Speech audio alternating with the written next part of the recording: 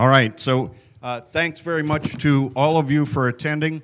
Thanks to Terry, Kate, M, and J in the back. She's the one that put it all together.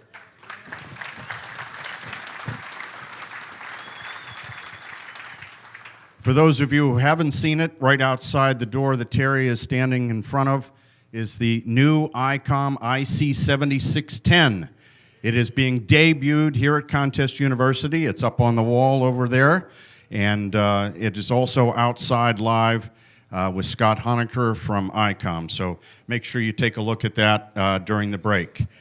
Who in here has been to all 11 Contest Universities? Please stand up. All 11. There's Jerry and Mark and Ed. Congratulations, Everett. All 11.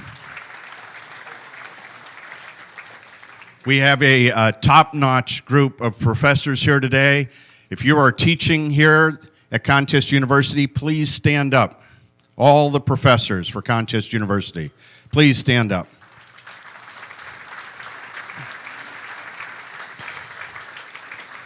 We welcome all of our professors. We have Dan Zetlin is here for the first time, and also Dr. Tamitha Scove is first-time professor, so we're very, very happy to have them here as well.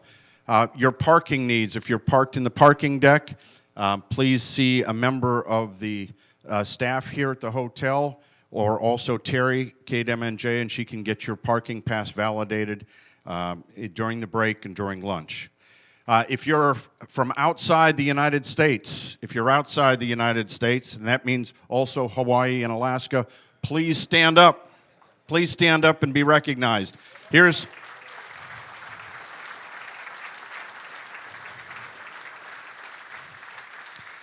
We have participants from 20 different countries here today. I'm very, very proud of that, and we welcome you here to Contest University. If you are under the age of 25 and on a youth scholarship, please stand up.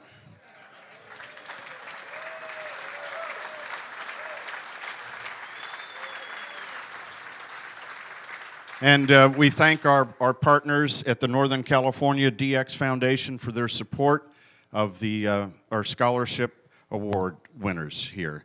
And also, Ward Silver, N0AX, is the president of YASME. YASME, thank you very much for your help in Contest University as well. There are releases and vote forms that are in your bag. The release and vote form, there are bins outside the door that Terry is standing in front of, and at the break or lunch, if you would leave the assigned release. And then also at the end of the morning sessions, you vote for the presentation that you didn't get to see. And so that's how we determine what we rerun in the afternoon. I'd like to bring up a special guest. I'd like to bring up Michael Coulter, WHCI. And I'd also like to bring up Bryant, KG5HVO. Michael, WHCI, is the is the treasurer of the Dayton Amateur Radio Association. Michael has been very busy getting Hamvention 2017 together. Michael also is very involved in a project. Bryant, come on over here. This is the Youth DX Adventure, and the Youth DX Adventure award winner for the David Coulter Memorial Award is Bryant, KG5HVO. He's 13 years old and a CW operator, good at 30 words a minute.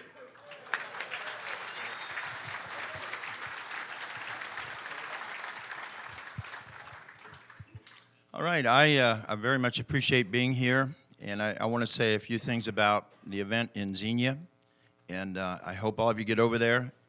You know, I read all the things on the internet. I think you're going to be astonished. I know we're worried about traffic. We have been working with professional traffic engineering companies, all the local law enforcement, county engineers, to try to make this a 5-star flow into there traffic-wise. Parking is free, so I know that's a major concern. And there's going to be a lot of great things there. Tim's been there. Some of you have been there. You know, and I would like for you to take the opportunity when you're out there to thank a volunteer.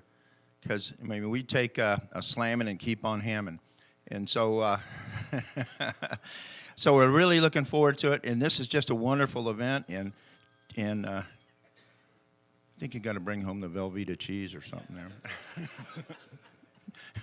So anyway, it's just wonderful to be here, and everybody's smiling. That's really a good thing, and we're going to have a good event no matter what happens. You know, I was thinking about talking to some of the folks here that have been on D-Expeditions, and you know, my brother followed those all the time, and he was about to go to one before he got very, very sick. And God, I miss him. He was younger than me, but a great inspiration to me. But I was thinking about, you know, what we do for amateur radio, what we all do, you know, some of the sacrifices, some of the things that we all do. You know, we take a slamming and we keep on hamming, right? So we're doing the very best we can out there with 600 volunteers, and I think you're going to find awesome food to eat. A lot of the vendors have came and they're very, very surprised, like, wow, this is actually pretty nice. So, so anyway. I would like for you to say a few words about, you know, what you have found and about amateur radio and your excitement about the trip you're going to make. And this is your first Hamvention, is that right? All right. Good morning, everybody. It's nice to be here. A few things I found in amateur radio are great friendships around the world. It's helped me learn a lot, especially academically. And this is my first time attending Hamvention. I'm very excited to be here. We're glad to have you. All right. Thank you, Brian.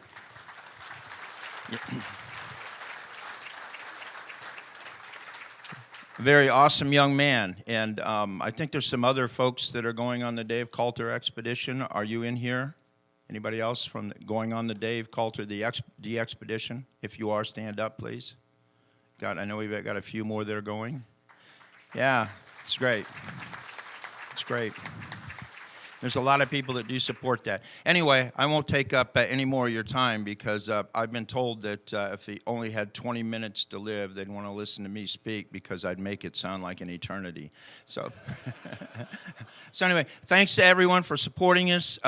You know, it's easy to be a critic, and we like hearing what we can do better, but we all have to do this together. You know, and Tim's a volunteer. He's been really working with us, driving down to take videos of me, and I've been driving up there to Akron, and I've been listening to some of the vendors, but we're doing the best we can. Anyway, have a great time. Enjoy Dayton, and thank a volunteer. Have a great day here. Thank you. Thank you, Michael. Just another housekeeping item. The ladies' room is downstairs because this is mostly guys up here. Both restrooms that are outside the doors are men's room for today only. Is there anyone in here that has run just recently here in the last few weeks the Boston Marathon and the London Marathon?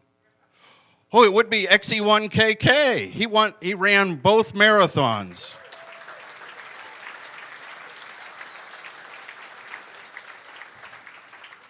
And for those of you who have noticed in the schedule that the K1DG eyeball sprint is not on the schedule, K1DG is celebrating the graduation of his son from medical school and is not here, so it's on sabbatical this year. So Ted, N9NB, you have another year to wait on that. So without further ado, I'm very, very proud to have my good friend Joel Harrison, W5ZN. Joel is a familiar face. He once was president of the American Radio Relay League. Let's give Joel a big round of applause. Thank you very much, Tim. It's really great to be here again at Contest University, and anyone that believes ham radio is dying should just come to Dayton 1 year starting here at Contest University. Hey, this is a fun game that we really have here in the area of contesting, so I want to talk a little bit about that with you. But you know, before I really get into that, we've got a group here assembled of novice contesters all the way through to contesters who are well accomplished and have won contests time and time again. So what I would like to do here, is how, who in the room has been the recipient of the CQWW first place cash prize of $25,000? Anyone in here? Wow, well, I thought we would have at least one. What about the $15,000 cash prize for first place in ARL DX? Wow, oh, come on. There has to be someone, ARL sweepstakes, first place. What? Sorry, Ward, I got a presentation going on here, man. What?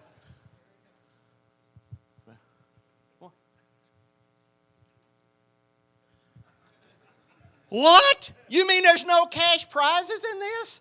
Golly, well, what in the world are we doing this if there's no money for? What are you doing? Explaining radio contesting to a non-contester can be quite difficult. My son-in-law has won the World Championship duck calling contest 3 times.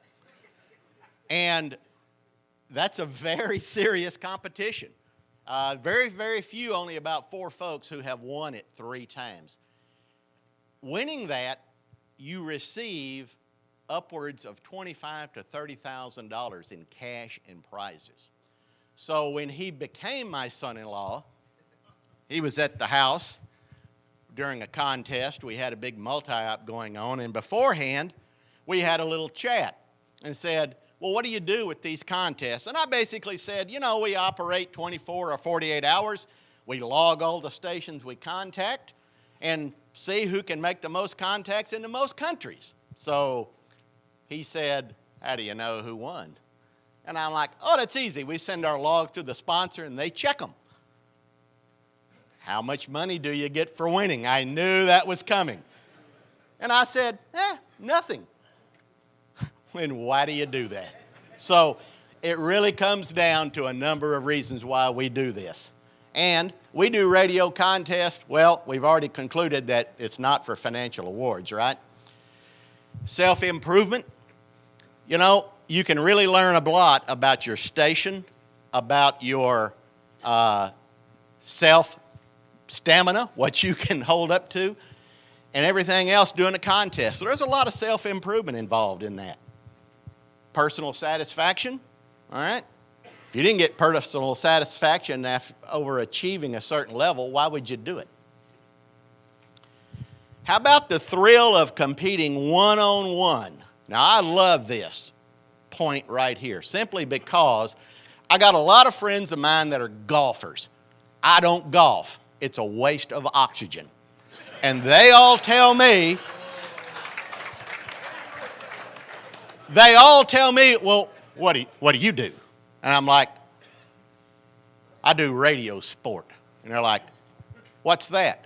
And all I say is, can you go out here on the golf course today in a competition and play against Tiger Woods or any of the other golfers? And they're like, well, no. Why? And I'm like, I can get in a radio contest just about any time, and I can compete one-on-one on a level playing field with Nobel laureates, rock stars, admirals, captains of industry, and even the kid down the street that all have the same level of competition, and anybody could win. And that, my friends, is a very important aspect of amateur radio contesting. How about peer recognition? All right? Everyone likes to be recognized by your peers, right? Well, it's fun, and there's a lot of excitement in it as well. So when you start thinking about this, well, gee, we're having a lot of fun. This is a great thing. So why in the world do we have rules? Why would we want to have rules if we're just having fun? Well, let's face it. If you're going to have fun in an event like ours, you're going to have rules for one reason, all right? And one reason alone. What if there were none? Think about that for a minute. What if there were none? Anybody know this TV star from the Allstate commercials? That's exactly what we would have if we didn't have rules. There would be mayhem. Now, some of you may think it's mayhem anyway, but just think about it if we didn't have rules, all right? So let's talk about the rules here just a little bit. My first contest university that I attended back about 10, 11 years ago, I'll never forget that Randy, K5ZD, did this presentation. And one of the things that I remember from that presentation was he said, look, the rules are black and white. We are the ones that make them gray. So if you think about that for a minute, let me ask you this. Which side of the fence are you on when it comes to the rules? Are you on the right side or are you on the wrong side? Think about that. All right, I like these people who say, well, I don't actually cross the fence, all right, so are you like this guy who just saddles up and just leans on it? I didn't cross it. Didn't cross it. Or are you one of these guys that says, I just straddle it a tiny bit, but I really didn't cross it? Okay? Think about that for just a minute as we go through this presentation. So don't fall victim to the green grass temptation. All right? When you see that fence, right and wrong on either side, don't fall prey to thinking, looks pretty green over on the wrong side, because what happens when you jump over there? It's not green anymore. It looks green back over on the other side. So that leads us into talking about ethics. Ethics. Ethics is, well, that doesn't look good. That's not very ethical, is it?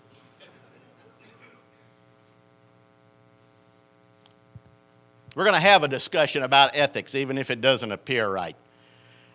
Ethics is basically understanding the impact of unethical behavior and some of the motivations behind it. All right? That's one of the things we're going to talk about. We're going to discuss ethics. Then we're going to encourage participants here to take ownership of their own behavior. And that's you. Take ownership of your behavior and then encourage others to do the same. So let's be honest here. If you really don't embrace an ethical attitude, you're not going to put that into practice. It's the same thing as with safety. If you pull the top off your big amplifier and you don't practice safety, you probably won't be in the next contest. Seriously. If you're up on your tower and you don't embrace a safe attitude, probably won't be in the next contest. So why should that be any different than ethics, right? So we need to embrace that. So what are ethics? Very simply, moral principles that govern a person's or a group's behavior. Ethics in practice is the difference, knowing the difference between right and wrong and choosing what's right. So why in the world do ethics even matter? Everybody know this guy? A very respected individual, all right?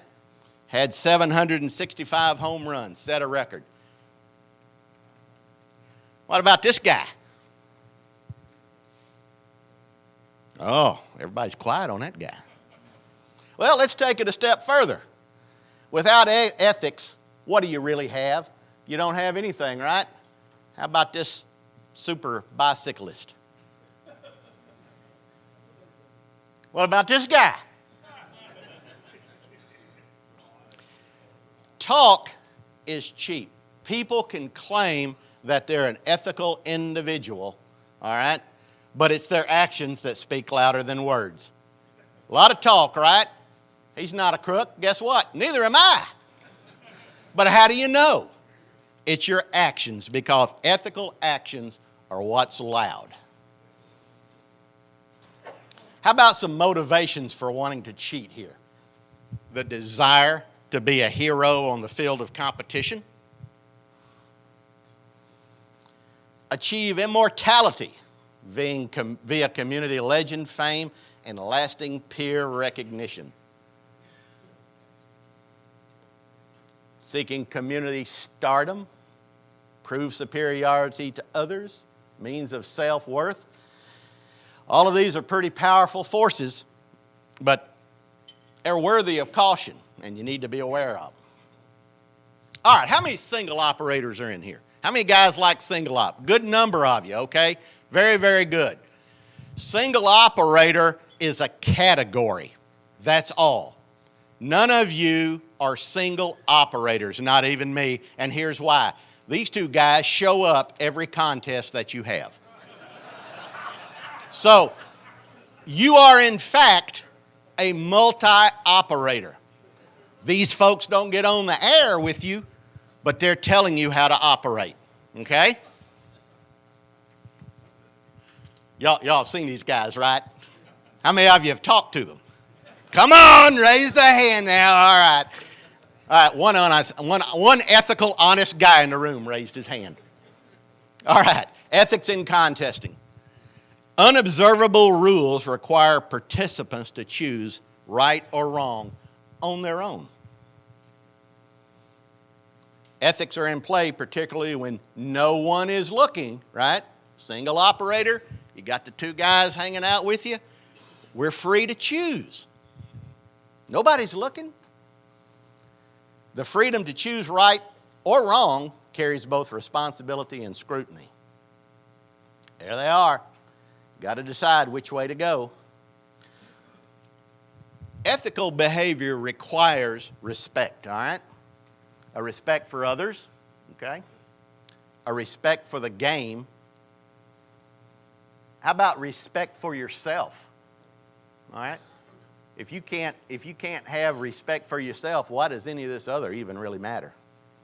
So, in order to get respect, you really have to give respect.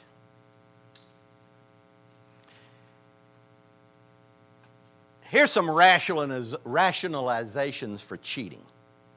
Reason number one, everybody's doing it. I can tell you everyone is not doing it. If you've been to any of the major multi-ops or have gone in to witness some of the major single op guys, I can tell you, in fact, they're not doing it. Nobody was hurt, right? Well, yeah, those that were cheated. How about nobody's watching, all right? To overcome an unfair advantage. Well, what is an unfair advantage? All right? There's so many categories out there. You can get in a category where you got a fair advantage everywhere. Rules don't specifically disallow a practice. All right? Well, you got to think about that one, right? That's where you got to make that decision, which side of the fence you're on. Rules are black and white. Are you going to make it gray? Rules apply to others, not us. Here's one I like. All the guys at the top are cheating. Frank, do you guys cheat? All right, good deal. I'm glad we settled that. I have, no, they're not, really. There are a few bad apples, and this is true in any sport, and I'm going to tell you, they don't last long, all right? They just don't last long. The belief is the primary reason for cheating in virtually every sport studied. This belief is that everybody's doing it. What was it my mother used to tell me growing up? If everyone in your class jumped off a cliff, would you do it? Anybody's mom tell you that? All right, good. Here's another one. I'm not a big gun. It doesn't matter if I cut corners just a bit. Well, yeah, it does, because that's going to develop a bad habit early, all right? And it's going to become a seriously bad habit a little bit later. And your reputation is established early. Dealing with temptation is hard, and it's easy to give in, right? That little guy is pretty powerful right there. Sometimes he looks a little better than that, but he's powerful. Let's talk about an honor code here, because we really, really, really have to take this to heart. You are responsible for your own reputation. Follow the rules, and just don't participate with those people who cheat. Be a leader, all right? Be a leader. It's obvious that you wouldn't take an entire day out of your life to come here and sit through Contest University to learn techniques and station building and all of these things from some of the top contesters in the country if you didn't want to be a leader yourself. Don't do anything you would not want to be made public, right? Be respectful. Confront cheating when you see it. Every incident's an opportunity to teach proper behavior and provide peer checking to others.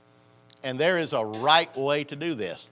But let me just mention to you that if someone does confront you about a situation, be respectful of that. I'll never forget the first time that I won the June ARL VHF contest as a single operator. I got a phone call from a ham out in the Northeast, and he started questioning me about how I had achieved such a score. And it became very obvious to me that he was sort of hinting that I may have cheated. So rather than just take a negative response to him, I said, well, let's talk about what I did. And I explained to him the technique that I used and the approach that I used and how I had analyzed logs and from past contests and had identified the number of contacts, the number of multipliers that I needed. And when the call ended, not only did he understand, he had gained some techniques, and he turned around a year or two later and kicked my butt. All right? And that was good. Peer recognition. We're recognized by our achievements and how we went about achieving those results, all right? Our recognition is influenced by what other people say about us. Now, we all need peer recognition, right? More than we realize. Because, right, we've already established there ain't no money in this, all right? So we're pursuing other reasons. Peer pressure, good. Encourage others to follow the rules. People respect those who are true to their beliefs. They really do. Contrary to what you hear everywhere today, every person, and I'm confident every person in this room respects those that are true to their beliefs. Bad, letting others influence you into not doing the right thing. Like that, everyone else does it, right? Here's some negative peer examples. That station was too loud in the NAQP. That guy uses a pair of 8877s and has remote receivers in Europe. Joe uses spots, but enters as unassisted. Jim padded his log with bogus QSOs. Larry operated with a broad signal to push away nearby stations to keep his channel clear. Now, while most of these examples cannot be proven, they're often based on something not being quite right about a log entry. And don't think some of this doesn't stand out in your log, all right? So, applying some positive peer pressure is, like I said, can be a little difficult, all right? Be aware of your motives. Be aware of your motives. Is it personal? Don't make it personal. Don't do that. If necessary, enlist others to help deliver the message. Give the benefit of the doubt. You know, they may not realize what they're doing is against the rules, right? What did we say at the start? The rules are black and white. We make them gray.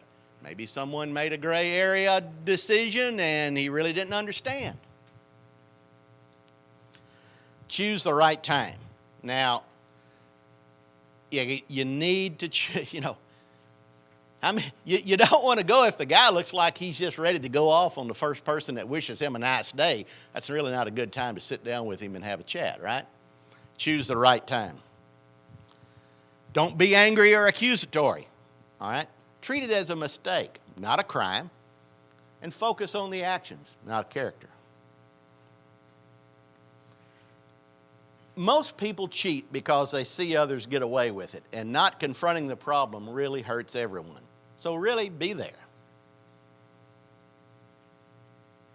All right, this is Contest University, right? You're not getting out of here without a test, all right? So here we go. Here's a test. Question number 1. We're going to review some of our peer pressure techniques here, all right? Here's scenario 1. We discover a local contester uses cluster spotting and enters in the unassisted category. What do?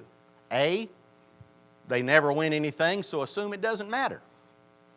Avoid speaking to them ever again. C, publicly call them a cheater at the next club meeting. D, send a letter to the contest sponsor.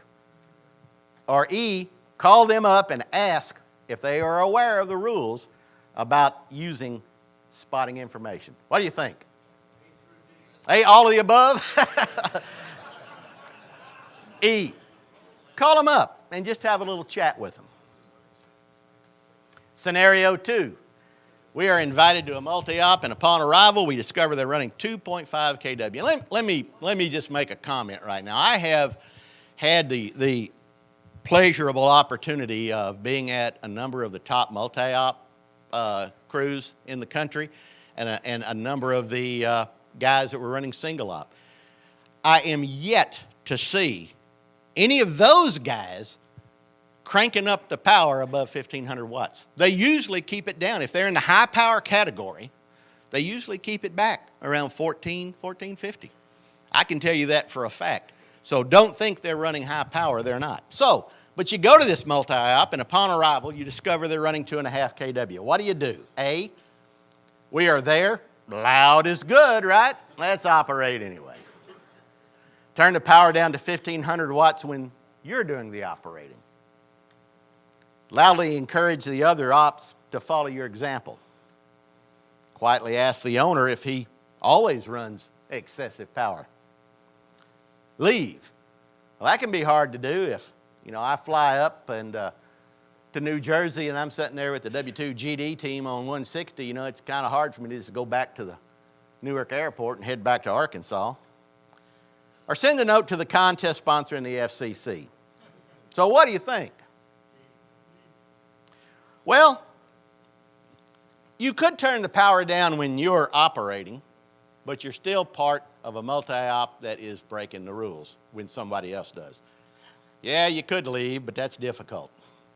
Really, you ought to just quietly ask the station owner about it. All right? That would be the recommended approach. Scenario 3, a local contester has key clicks that wipes out large chunks of the band. What are you going to do here? A, sharpen up your king and give him a dose of his own medicine. Sin. I like this one. Sin clicks on his frequency anomaly. I didn't say I did that, okay? I just said I liked it. All right. Call him, tell him he has key clicks, and then sign your call. Contact him after the contest, explain the problem, and ask to help fix the problem. What do you think?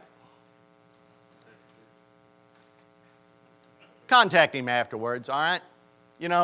Hey, I've been in that situation where I had an issue with my on-the-air signal, all right? And if you haven't at some point, you will.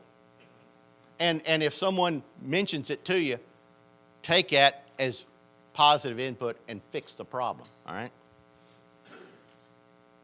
Here we go. Communications is the real issue here, all right? Being able to talk to someone and have them really understand it, right? It's kind of like talking to your pet sometime, right? That cartoon on the right, my wife Kim actually said that that should have her name on the lady and me on the cat, because that's kind of how I respond to her, but she's not here, so I didn't do it. How do we know what to do? Well, there are written rules, right? We talked about the rules. They're specified by the sponsor in writing. They're black and white. May, can, should, must, shall. Now, what about unwritten rules? There's expectations about behavior. There's interpreted norms. And then there's those gray areas we keep talking about. And that's where ethical behavior is really required. So some written rules are very clear. But you know what? Some people break them anyway. Single operator categories, come on. For all single operator categories, only one person, the operator, can contribute to the final score during the final or during the official contest period. All right? Now, is that black and white?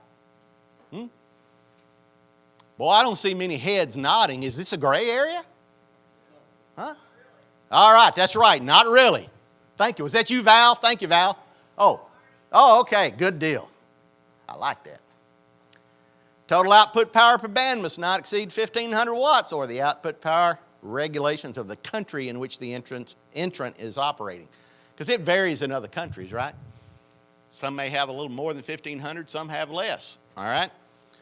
And yeah, I know you can go out and buy an OM 4000A. You can buy a number of amplifiers that have put out some real nice power. I don't mean you have to, that just means you got headroom, okay? Stay under the power limit, come on. Here's the essence of unwritten rules. Just because it's not specifically prohibited by written rules, that doesn't mean you should do it, right? Doesn't mean you have to do that. Keep the contest on the radio. No log washing. Everybody know what log washing is? Huh? Anybody not know what log washing is? Log washing, after the contest, you go back and you try to look up calls that you think you may have busted on QRZ, or you may have gone in and noticed that your on-off times were different and didn't comply with the rules, so you adjust those a little bit in your log, those sort of things. That's log washing. Futzing with your log after the contest. Let's just learn and follow the spirit of the rules, okay? Here's some examples of unwritten rules. Don't make prearranged schedules if the rules don't allow it. Just don't do it. Do identify frequently. Don't ask your friends to work just you only, all right?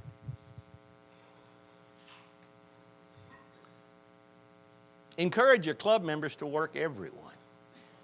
A very good reason of that is, if you encourage your club members to get on the air and work as many stations as they can, they might actually get bitten by the contest bug as well. Don't work the friends with multiple calls, all right? If you're sitting there holding 25 club calls, don't get on there and work just your friend with 25 calls, all right? You can use them, but just work other folks as well. Do work and spot stations equally, all right? Here's some unwritten rules. Again, do not telephone or text message multipliers. All right? How many of you got a new multiplier on the phone? Oh, good. What's that? You log a contact that you made on the phone. That's what I was getting at, Bob. But that's correct, but that's allowed. That's right, and that's allowed in those rules. That's right. Do make an effort to really help casual callers enjoy the contest, and the reason is that may be a new person that's getting interested in contesting, right? Don't let others help your single op effort. And don't plop down 100 hertz away from your competitor to intentionally disrupt them. All right? Especially if it's me. All right? Knock it off. Don't do that. Then I'll have to move a little bit to irritate you. Not really. That's not ethical. Practical but not ethical. That's right. I like that. ARRL publishes good practices, interpretations, and suggestions. Take a look at them, okay? No log washing. We talked about that, and here's some details on it. Using QRZ.com, spot history, 3830 reports, LOTW, club databases, and that sort of thing. Using utilities to analyze and correct the log. Replaying the contest to change the log. You know, a lot of folks record the contest now. That technology is right with us to record the whole contest. You can go back and replay it. Asking others who they worked or if a call sign is correct. I've gotten a call like that, phone call like that before after the contest. What was that guy you worked? What should I have done? Hey, it's the contest university. It's a test. What should I have done if I got a call and said, who's that guy you worked? What was his call? Just say no. There you go. Fixing off times or band changes. And when it's over, it is over. All right? All right, technology is really a game changer here in the last few years. You know, and with more technology, really becomes more ways to cheat. But there's a flip side to that. There are a lot more ways to detect cheating now, right? Remote stations are coming into play. Specifying the transmitter QTH unambiguously and adhere to the receive distance rules. This stuff is all good, really good, and it's starting to allow a lot of folks to operate as multi-ops, even single ops from wherever they are, but just stick to the rules, okay? And there have been people who have been disqualified because it was determined by log checking that they cheated. All right? There's few places to hide today in the era of software-defined radios, the reverse beacon network and everything. You know, it's just easier to follow the rules. Ethics becomes a lot more important as technology marches on. All right, the Worldwide Radio Operators Foundation supports, one of the sponsors here, supports contests, and they have a code of ethics. So I want to encourage you to take a look at those, and I want to encourage you to follow those. So here's a challenge as we're wrapping this up here. Here's a challenge that I want to give you today when you walk out of here, all right? Number one, most important, play by the rules, all right? Attend today's sessions to gain an effective edge in operator skill. Attend today's sessions to gain an effective edge in station technology. Those two items alone, bullet point 2 and 3, alone will convince you there's no need for you to even consider cheating, simply because you'll improve your station and you'll gain an advantage. And apply that edge in your next Radio Sport Challenge. Most importantly, seriously, it's a fun game, folks. Have fun. And my multi-op team will see you in the next contest, all right? I hope those guys go to your place. Thank you all very much.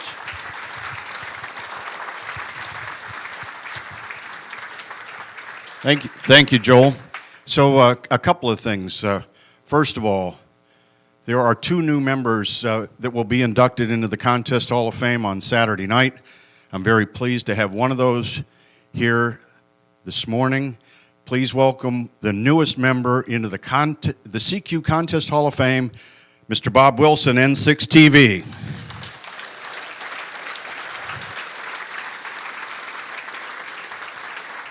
Very, very well deserved, and we're looking forward to the induction ceremony on Saturday night in this very room. Parking. To get the validation, you need to go downstairs to the front desk. So don't pile up on the poor front desk. Spread them out, guys, and you can go down there and get that set. Now we're going to go into our 9 o'clock session. So how many first-timers do we have here this morning? First-timers, okay, great.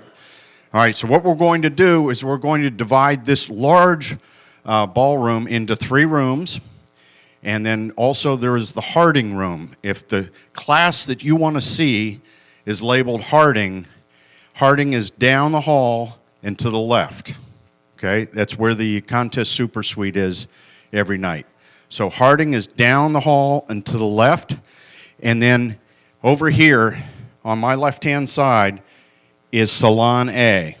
Where I'm standing is Salon B, and Salon CD is to my right, okay? So that's, when these air walls come down here in a few minutes, there'll be 3 rooms, and you figure out which one of the rooms you want to be in to see the presentation, okay? It's that easy. So let's continue on. I'm sorry. Yes, it's right in your book, right in the front page of the book. Shows the whole list of all the classes. Okay? I'll come over and show you. Okay, So stretch your legs briefly, because at 9 o'clock, all 4 sessions will be going. Harding, Salon A, Salon B, Salon CD. Okay, Chad. It's in your bag.